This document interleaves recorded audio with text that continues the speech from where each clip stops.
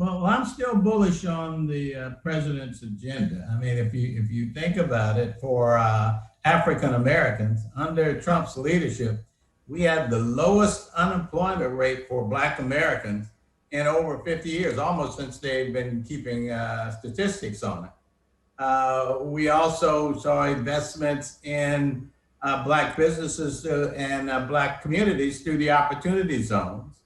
So you think that's how people were voting because the Trump plan was actually working for them? I also think Black Americans were somewhat lackadaisical about, to say the least, about their support for Joe Biden and by extension, the Democrats' policy.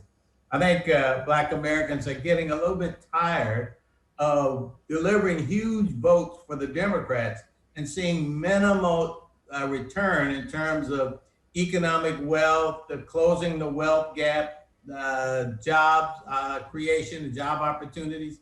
And Joe Biden was not an inspiring candidate for many Black Americans.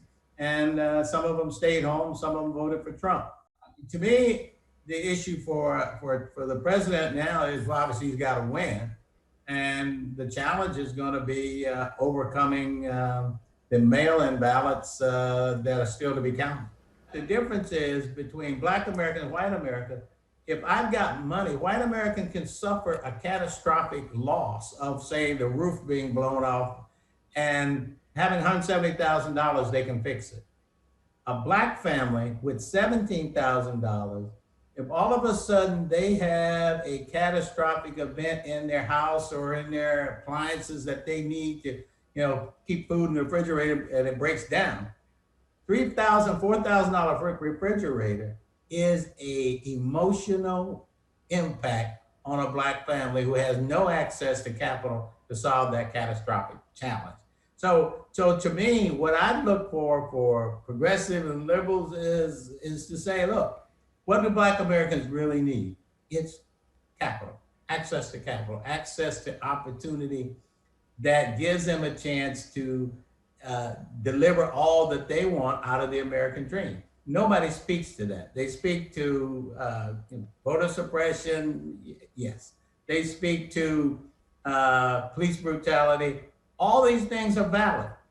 But America is a capitalist nation, and in a capitalist nation, value is measured by your access to opportunity and the right to compete and achieve.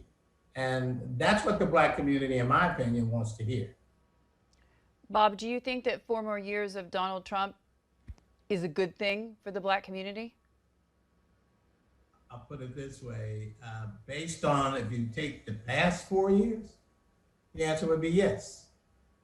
If you take the notion that Trump focuses on building the economy, building manufacturing, creating more jobs, then the answer again is yes. And so to me, I'm not fearful that a Trump re-election is going to be an assault on the political, cultural, social rights of Black Americans. It didn't show up in the past 4 years in terms of economic opportunity, And so to me, I don't see what the Black community has gotten over the past 8 years of Democratic leadership, or what, as I said, Joe Biden's put on the table. I've heard things like reparations.